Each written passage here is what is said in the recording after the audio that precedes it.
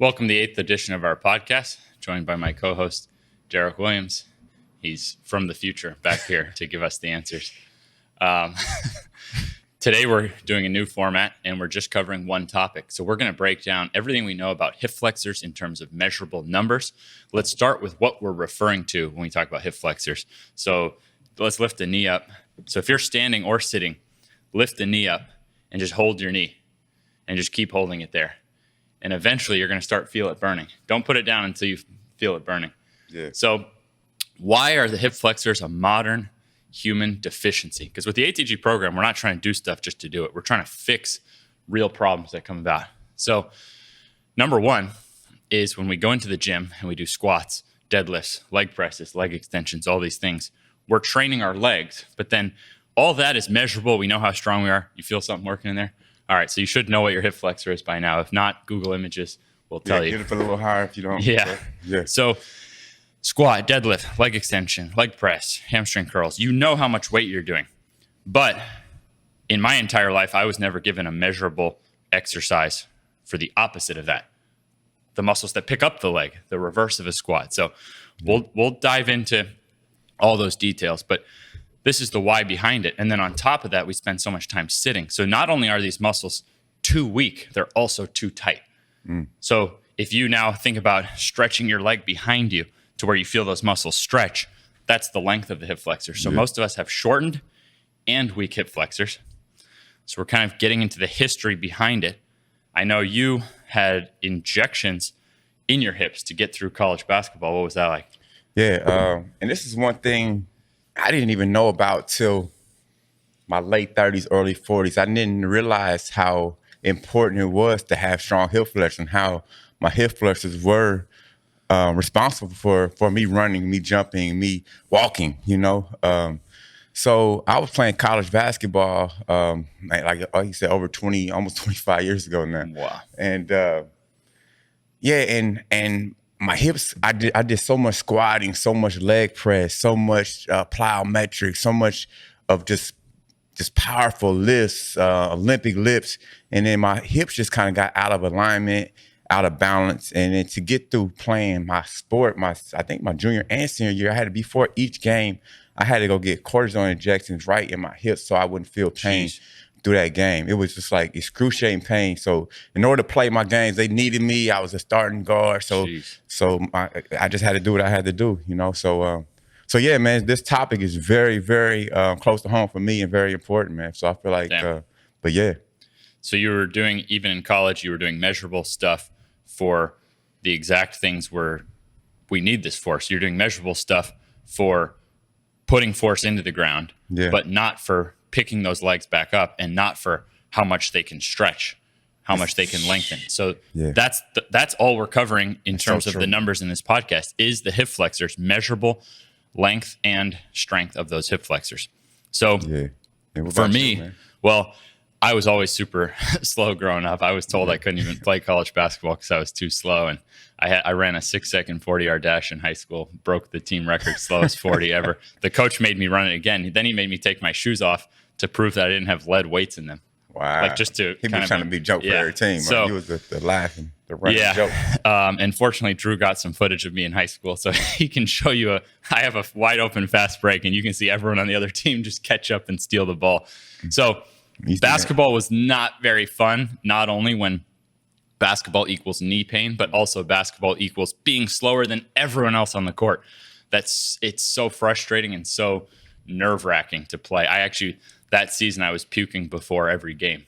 Drew even got on film mid-game one time. I was so nervous I had to puke. I ran out to the hallway to puke. I left the court in the middle of a game. I've never seen that happen. I've never seen the announcer be like, all right, Patrick's out of the game to go puke in the hallway because he's so nervous because he's slower than everyone on the court and his knees are killing him. So speed is something I knew I didn't have. Then I would encourage everyone to look up on Google Charles Poliquin structural balance. Charles Poliquin was the first person really obsessed with measurable ratios and numbers. And he did this calculated off a bench press. So at the time, I also had really bad shoulders because I was trying to get stronger. I was benching all the time. And on his test, I knew how much I could max bench. And then I tested how much I could do in the opposite of that, an external rotation exercise, which is basically checking the exact opposite of your bench press strength. And he said you should be able to do 8 reps with at least like 10% of your bench press. Yeah. And I was nowhere near that. But then I put in the work over time, got to where I could do that. Shoulder pain was gone. So I became hooked on this concept of measurement. If I want to improve something, I need to be able to measure it. So I started applying that to my jumping, started jumping higher, but I was still kind of slow compared to my jumping. So when I saw a fact about sprinters having proportionally larger hip flexors than regular humans, and that being the number one difference. So like, what muscle size difference? If you see someone walking on the street and then you take an Olympic sprinter and you measure all their muscles, what's the biggest difference? Is it the bicep? Is it the glutes? Is it the quads? There's a lot of differences. The biggest difference was the size of the hip flexors. So when I saw that, and I was already obsessed with this idea of getting measurable numbers, we started testing. So Derek and I were already in the gym training people by the time we came up with our first number for the hip flexors, which is what? 50% of your body weight for 20 reps. Yep. You know, we got to where 3 sets of 20 with half our body weight was really easy. Yes. Now, if you're looking on the screen, or you can go to reversesquat.com. Yeah, reversesquat.com. So kind of explain what this is and what we're talking about here. And Drew will put the visual on the screen. First, me and Ben, like you said, we've been going at this for a long time. We've been training athletes for a long time, professional athletes, just athletes of all kinds. And we found that athletes that couldn't bring their legs up with 50% of their body weight just weren't as fast, just weren't as athletic, just weren't as slow. And we saw that the freaky athletic people were able to do that easily and even then some, you know? So I created this product, man. It's called a reverse strap. So this is what you do with a low cable pull-in on a cable machine. And 20 reps, half your body weight are measurable, and to have just the baseline of athleticism. If you want to be faster, if you want to run faster, jump higher, and just be more athletic and just feel good and just reverse the effects of just that sedentary lifestyle, this product was created. So yeah, low cable pull-in, 50% of your body weight. So me and Ben around, he's sitting between 175 to 185. So that's, that's we'll 90 pounds for us. Yeah, but go ahead. Yeah, we're going to kind of take it one step at a time. Okay. So we worked that for a while to where half our body weight for 20 reps. And we used to call it a low cable pull-in because that's how you set it up and stuff, but that didn't catch on. So we had to explain reverse squat. So you kind of understand, like, oh, I get it. Like I train, like when I do squat type exercises, I know how much weight I'm lifting. You wouldn't expect to become a world-class power lifter if you only did some banded chest press, and then you wonder why you don't bench 405. So that's where the measurements come in, because we train this hard.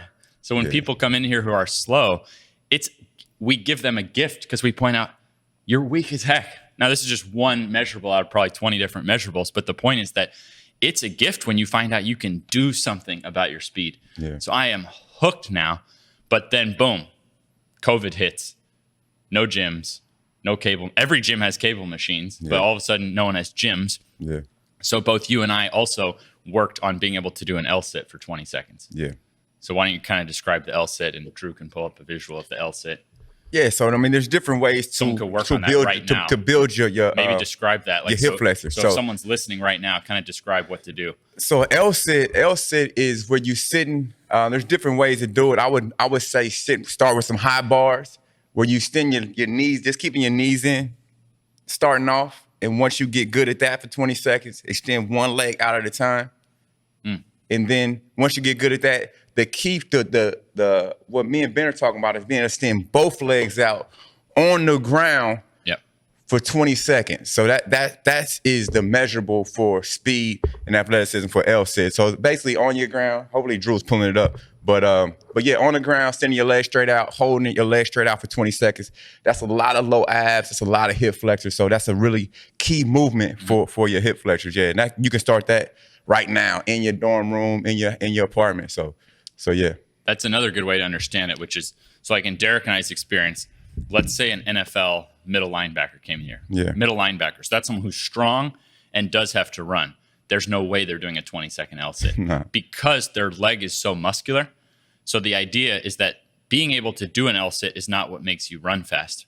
Having the muscles to be able to run fast, having hamstrings and glutes and these kind of muscles, and then being able to also pick up your own muscular legs. So if we had a cornerback or wide receiver, they would have more of a chance of doing it on average. But this is how we give people an advantage, is by the middle linebacker getting where he can do this stuff, or by the cornerback or receiver getting exceptional at this stuff. So do you find that? I don't like L-sit though, but I didn't want to forget that. No. Nah. Yeah, it's tough, man. L-sit is you don't get motion. So for me, I really like motion. Yeah. So this is what I would say. Like, if you want to do L-sit, do L-sit if you don't have anything else. But try to figure out somewhere where you can get motion into it. And that's the first thing. Like the reverse squat strap is super cheap and allows you to hook up to a cable machine. Right. So it's not just, I take the time and effort to have alternatives to things, but that doesn't mean that's where our results came from. We've probably done 90% reverse squats, 10% L-sit, because it's something we can do. True. I was going to ask you, do you find that we've been training a lot of athletes, do you find that, because Lance, right? Captain Plant. Oh yeah. Yeah, he's a freak. Oh yeah. And he couldn't do an L-sit, but he has like, he's great at squats. Do you feel like it's because it's just undertrained muscle, or do you feel like, what do you feel like? It's your own ratio. So he's the most powerful athlete I've ever seen. Now, he could get to where he can do an L-sit. He could get stronger in these things. Yeah. And then he would see like his 100-meter time improve. So there's the power into the ground, and then there's how rapidly you can keep spinning your own wheels. So the reverse squat is our king. It also gets you brick check time. It gets you pretty shredded up. We keep ourselves motivated in our diet and stuff. So we don't do any like 6-pack work. Yeah. We do reverse 6-pack. We train our abs from the ground up. Yeah. So the ab work we do is being able to pick our legs up. That gives us the aesthetic, and it gives us a superior advantage to run faster. And also, I think it really helps the knees, because when you're so weak in the hip flexor, how are you going to get from point A to point B? Are you going to be clopping around with a bunch of force, or are you going to be doing it smoothly and with less, trauma? So think of that over the course of a game, over the course of a year. The guy with heavy clunking steps, and because we've had some guys come in who are like, let's say, big kind of thick basketball players or tight ends and stuff like that, and you just know they're going to be so weak in their hip flexor. That's true. It's crazy, man. It helps you. You don't even realize that, because we've been doing it so long, how just good you feel. Like I don't never have problems. I remember I used to sit on planes. I used to wake up, get up, and my hips hurt. Or if I sit down too long, I used to hurt. Or even with the sled and different things, just everyday movement too. You just feel so much better. So yeah. I just wanted to kind of say that. So I used to have like clicking in my hip, and I get people asking about that all the time. But if you don't have muscle tissue in there, how can you expect things to be able to glide right? So a lot of times the clicking comes because things can't glide smoothly. Like, you need muscle tissue. If you're going to build muscle tissue everywhere else in your body and then leave one place out of balance and weak, that's where problems come in. The body was designed correctly. So how have we deviated? That's what the ATG program is. Where have we deviated? Oh, you've done 10,000 squats with measurable weight, and you've never done the reverse of a squat with measurable weight. So I think we have huge potential. Like, I think Derek and I even are still going to get much stronger on our hip flexors than now. But we'll get to that. So you level me up. The L-sit allows you to do something with nothing. So I would still do that. And we're only covering the strength. We're still going to get to the length of it. The monkey foot, you can look up Animal House monkey foot. That allows you to attach a dumbbell to your foot. I worked at about 10% of body weight, but now it's getting more like I need like 12.5%. More experience will tell. Just each leg? Exactly. And Drew will put up visuals of the form on that. And then this is the iron shin. It also clasps on any dumbbell. And this allows you to do tibialis raises too. So the iron shin, I've also found similar thing. Like 10% would be like a baseline that most people actually can't do 20 strict reps. But now I'm needing more like 12.5%.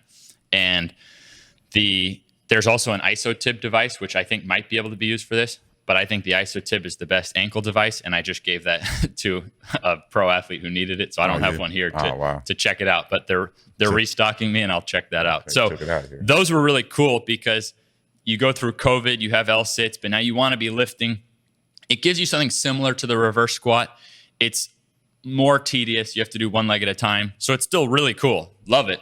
Yeah. But there's nothing quite like the reverse squat, like how hard you can go at it. You're training both legs. So you're getting deeper into those lower abs as well. So I feel like for injury prevention, I feel like it's super key. A lot of people struggle with groin injury, hip flexor injury, kind of lower ab strains, different kind of pubic bone type, different hernia stuff. And so I just think we're so weak below our belly button. Like we're all weak and tight below our belly button for modern training, modern life.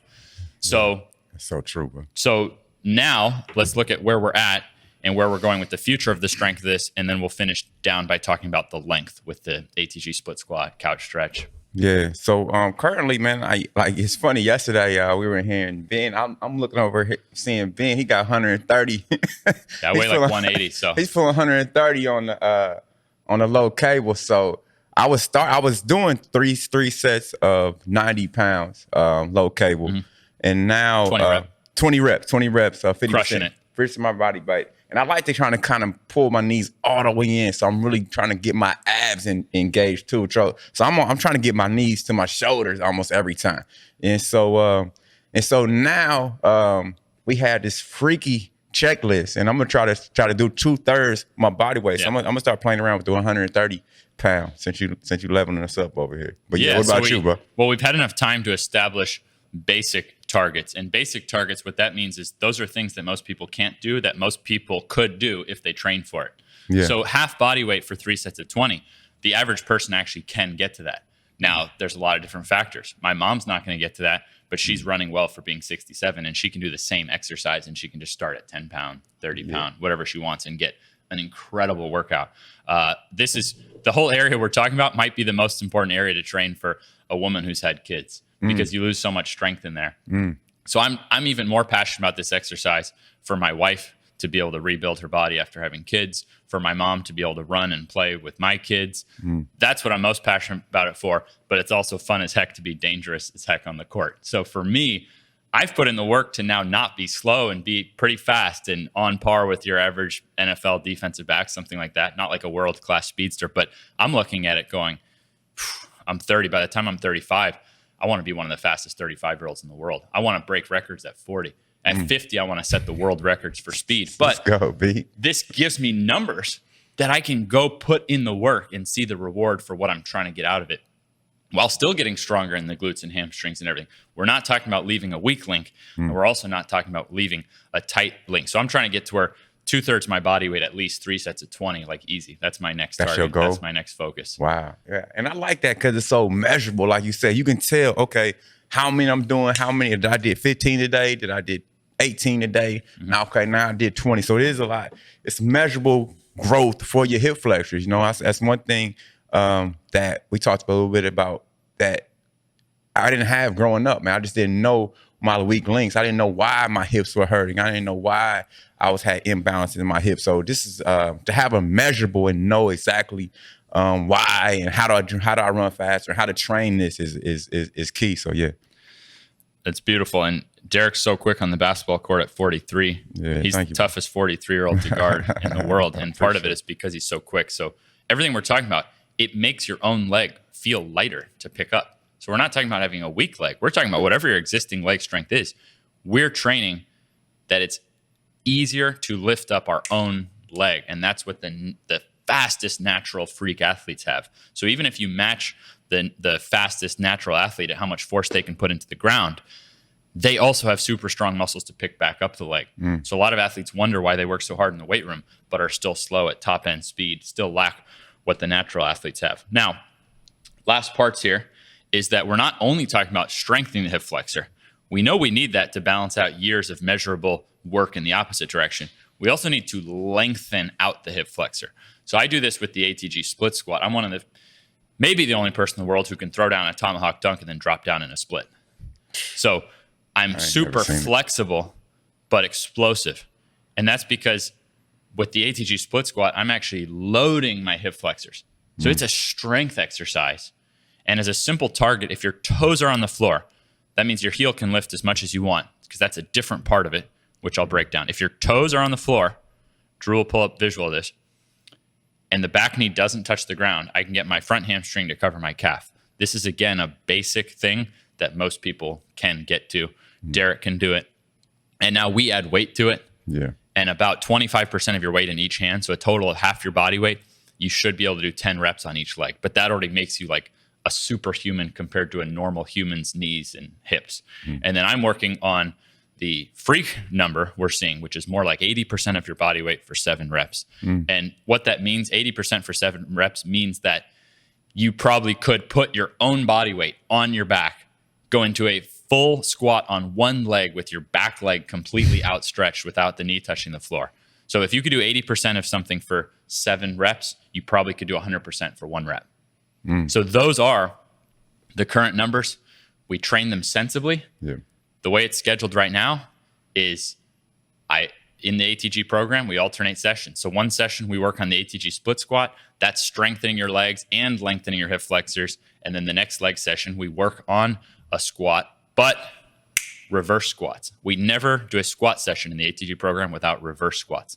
These are the kind of rules that you can give that lead you to a better life, a different athletic future. If we're going to squat, then we're going to train the reverse of a squat. If we're going to do a squat and reverse squat session, well, the next leg session, ATG split squat. That is so simple, but works so well. It has me getting more athletic like every week. So that's my future. I'm so optimistic knowing that I'll be so athletic, so bulletproof compared to what I would be if I didn't have these numbers. So your goal is to do 2/3 of your body weight, reverse squat, 3 sets of 20. 3 sets of 20, and to have 80% of your body weight. 7 reps. With like magical form, making it look like a cupcake. And so what do you see that translating to your athleticism? It means I can put more force into the ground. Yeah. I can open up even more because I'm flexible, and I can pick up my own legs. So speed, jumping, less chance of injury, back health. You know, Sound like you gotta get you a tryout. I'm trying to be like Derek. I want to be dunking when my kid can dunk. He's can't even walk yet, so I have to be able to dunk for a very long time. Yeah. So for someone who had never grabbed rim at age 20, I mean, life almost seems unreal that I'll be able to be in my 40s dunking when my kid can dunk, who also won't have the genetics to dunk. But even if he just hops into some workouts with daddy, I'll never tell him to work out ever. But if he even just sees what I'm doing and wants to like follow my example and do some stuff with me, he'll be able to dunk. Too easy. That's pretty cool. Too easy. Do you want him to be basketball, football? Or you just Don't care. No. Yeah. Don't care. Yeah. I'm going to lead by example. Educate and set an example. Those are my 2 keys in life. That's all. Those are my purposes in life. So. Wow. Yeah. I love it, man. Like I said, I'm gonna continue to we training partners. So I'm gonna try. I can't have you leave me too far in the dust. Can't get beat by a 43-year-old. How long? Let me ask you this. What I want to ask you when you were talking. How long? Because there's a lot of people watching you that's like, man, I'll never be able to do that. Because a lot of people, some grown men are like, man, all I can do is 20 pounds of low cables, man. It's unbelievable that you can do half your body weight. Now you're talking about 2/3. And now you're talking about 100% of your body weight split squats. Give us the runway of a timetable, what somebody should expect to evolve and grow into being a freak athlete and to start to go through the standards to freaky athleticism standards. Yeah. I mean, we all start somewhere, so it's still going to be relative. So some of the athletes we train, like Marcus, if he even shows up for a few workouts, you know he's going to be like, his head's going to be at the rim. Yeah, it's unbelievable. So everyone starts somewhere. So what's freaky for one person, these things vary where we're starting from. Yeah. Now, if you remember back to like when you first started bench pressing, you kind of have what's called newbie gains because you're tapping into areas you've never trained before. Yeah. So your body makes a big jump quickly. No different than if you had never shot a basketball and now you have a coach teaching you. You would make progress quickly. But it's not like you just go straight from missing 9 out of 10 shots to making 10 out of 10 every time. Yeah. So what I think is interesting is that people see those quick results when they start doing it because they're training new areas. So you have a bunch of untapped potential. But what I think it's really interesting is when you realize that if you don't try to get fancier, but if you actually keep just trying to master these basics at higher levels, that's where you see 4, 5, 10 years later that your progress compared to other people who are still going in circles, that's where it gets crazy. You don't become a world-class power lifter with your bench press in 1 to 2 years. These guys have been doing it 10, 20 years. And most of us have been benching 10, 20 years, squatting 10, 20 years. So now what happens if you then do the opposite of that as well for 10, 20 years? So I'm just starting to see what can happen. I'm seeing that I'm still going beyond. Like I haven't stopped yet, because really, even for me, I'm still a newbie at the ATG system. So even though I've done the ATG system more than anyone, you've probably done it second most of anyone, all these things. We still spent way more time training not according to common sense and making all kinds of scientific mistakes in our training compared to now. So, and we have all those problems from our past. So I just think it's cool that even with, decades of mistraining and neglected weak links and stiffnesses and injuries, I just think it's cool I can go out there on the weekend and throw down dunks like I'm a genetic freak or something. Yeah. To me, that's cool. It's unbelievable. So I'm not aiming for perfection. I'm just enjoying the process, enjoying living differently than I thought I could. And ultimately, at the end of the day, my kids matter way more to me than fitness. So just knowing that I can have more of an active life. I was seeing something that Dirk Nowitzki was saying, that he regrets playing the last couple of years because now he can't play with his kids. Wow. I sent him a DM. I don't know if he's seen it, but was it back? I told him I could help him get where he could at least play with his kid. Like, he can't play with his kids. Unbelievable. So to me, that's more important than anything I'll do in my career. So to me, every workout is a gift that's going to allow me to be a more active dad like you are. Derek's lived it. He's able to be the kind of dad that I want to be able to be physically active in my kid's life. So Derek's my training partner, motivates me more than anyone because he has the results that I want to achieve. So that's my closing statement. That's unbelievable. 3.5 minutes left. Okay, dang, that went quick, man. But listen, I appreciate you sharing that, and all I can say is you're right. This is still new in the market. You still on the cutting edge of creation, man. And so these numbers are new in the marketplace, and it's so important that to get this information out. And like I said, I hope all these podcasts and YouTubes go viral, because it's information is so important. It might not be the flashiest, but it's the information that you sharing with people it's key. I wish I'd have had it when I was 19, 20, 21, 22. So yeah, man, take heed to that, and and get to those numbers, man, especially those low cable reverse squat numbers. Yeah, a company called Chic used to make these. We couldn't find them anymore, nor are we trying to create a monopoly in the marketplace. This is 100% Derek's product. It's a family business. His kids are working with him on it. These are reverse squat straps. They save you a ton of money. Get going you can go to reversesquat.com. Derek and I have a book together in which we cover this stuff with a really good starting formula for longevity. Yeah. You can start working on exactly what we're talking about and a lot more for the whole body. And then I do have a zero version of that, as I've said. So it's like, this is not what I'm thinking you should do forever, but it's cool to have stuff you can do with literally nothing. Yeah, literally nothing. Yep. And then the ATG program that we train 5 days a week, that's atgonlinecoaching.com. And thank you guys so much for watching. Your messages every week make my day. You get some weirdos out there. So sometimes you guys send such a good message. I'm like, this is incredible, makes my day. Close computer, go to sleep on a high note. So thanks for the high notes. We appreciate that, man. Much love to y'all, man. Drew, Forrest, they put it together. Thank you guys. See you next time. Holla.